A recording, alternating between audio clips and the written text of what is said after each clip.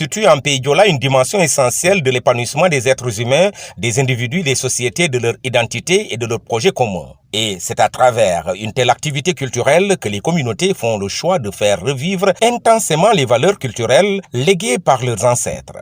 Balingor, village du département de Bignona, vit depuis quelques jours dans une forte effervescence culturelle et culturelle. Toutes les dispositions ont été prises parce que depuis la proclamation de la date, n'est-ce pas, de la rentrée du bois sacré, donc il y a beaucoup de CLD et CDD qui ont été organisés pour, n'est-ce pas, la bonne marche, n'est-ce pas, de cet événement. Donc aujourd'hui, les engagements qui ont été pris, la majeure partie ont été satisfaits. Donc la question de l'électricité, comme vous le voyez, les électriciens sont en train de s'affairer. La question de l'eau aussi, n'est-ce pas, a trouvé une solution, en tout cas. Aujourd'hui, vous voyez, nous avons reçu aussi le soutien de l'État, comme il le fait dans tous les villages qui organisent ce genre d'événements. Et nous avons aussi reçu des soutiens du Crédit Mutuel, la Solidarité Nationale, la Délégation Générale, j'en passe parce qu'il y en a d'autres, peut-être que je vais omettre ici. Et aussi, aujourd'hui, nous avons reçu notre leader aussi qui est venu nous soutenir et que voilà, ça constitue une grande fierté et une grande satisfaction aujourd'hui pour toute la commune. Ce village de Balingor, un des sanctuaires des traditions culturelles et culturelles Diola, n'a pas dérogé à la règle. Et c'est au niveau de cette localité d'Iblouf que les valeurs culturelles, legs des ancêtres, sont présentement vécues. Il s'agit pour le peuple Diola de renforcer son sentiment communautaire et pour les futurs initiés d'acquérir les enseignements nécessaires dans le bois sacré pour leur consécration à la vie communautaire. Je crois que cette cérémonie d'initiation, il y a un aspect extrêmement important relatif, n'est-ce pas, à l'éducation des jeunes. Parce que ces jeunes initiés, on les apprend beaucoup de choses dans la vie. Il y a beaucoup de valeurs cardinales, n'est-ce pas, qu'ils apprennent. D'abord, vous regardez d'abord ce que nous voyons ici au dehors. Des jeunes qui se déshabillent, n'est-ce pas, qui portent des accoutrements qu'ils n'avaient pas l'habitude de porter dans la vie normale. Et aujourd'hui, ces jeunes-là, ils les portent. Ils sont prêts à danser, même là où il y a de la boue, ils sont prêts à danser.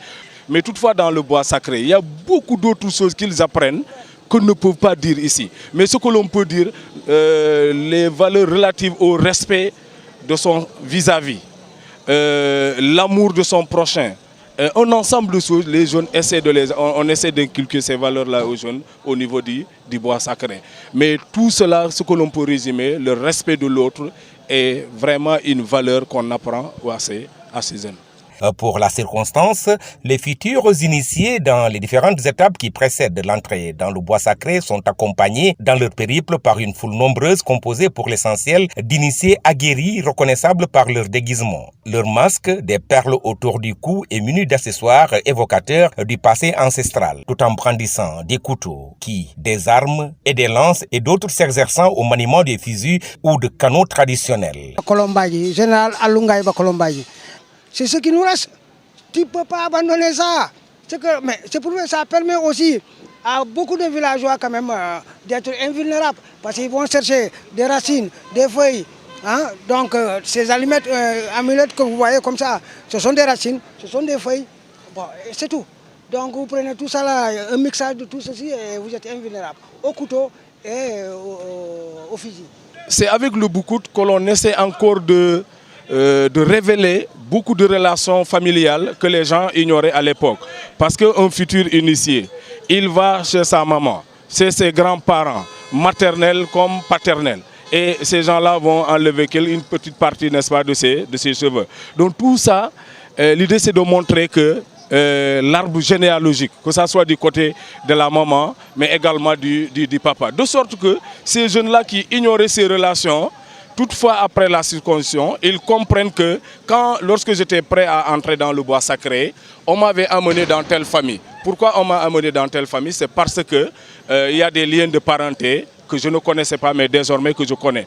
Donc il me revient, en tant qu'initié, je parle des initiés bien sûr, il leur revient de cultiver, de consolider ce qu'ils ont appris durant le moment de la circoncision. Effectivement, parce qu'aujourd'hui je suis là, et il y a des gens que j'avais vus, que je n'avais pas vus pendant 20 à 30 ans, qui sont là aujourd'hui.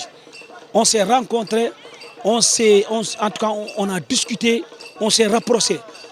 D'où ça montre que le Boucout, comme tu l'as dit, hein, c'est l'élément clé du rapprochement des gens. C'est l'élément clé, c'est la paix. Aujourd'hui ici, les gens ne vont pas se battre. Les gens sont ensemble. Les gens sont en train de s'entraider. Les gens sont en train de se côtoyer mutuellement. Il n'y a pas qui file le non, on est tous ensemble. C'est ça qui montre la paix.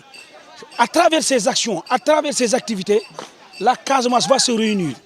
Et la paix va s'installer définitivement. Parce que depuis que je suis là jusqu'à présent, tu ne vas jamais entendre de querelle. Personne ne vole le bien d'autrui. Personne ne fait des choses contraires à la société.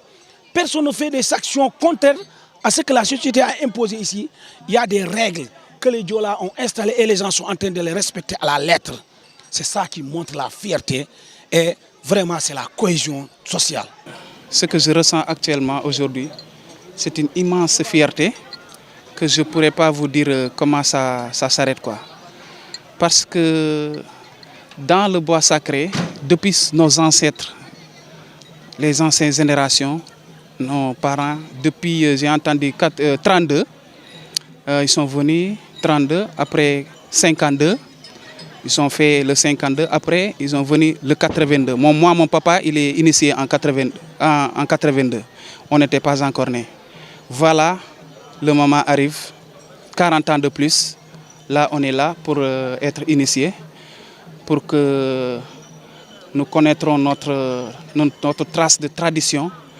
Ouais, la dignité de nos ancêtres, ça fait partie de la tradition de Diola.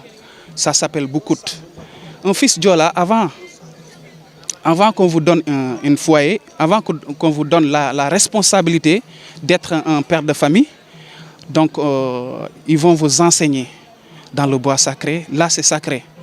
Personne ne pourra... Moi-même, je vais y aller demain, Inch'Allah, dans le bois sacré. Même, je ne pourrai même pas imaginer ce que je vais trouver là-bas. Qu'est-ce qu'on va m'enseigner là-bas? Là-bas, c'est sacré, c'est spirituel. Une manière pour eux également d'exalter à travers des rites et des danses guerrières l'instinct d'agressivité, de prouver leur bravoure et de célébrer et magnifier ces valeurs et éléments culturels incrustés en eux par leurs parents. C'est ainsi toute la dimension des festivités du Boucout que Balingor organise cette année 2022. Génération FM. Generation FM, the best radio. Génération FM.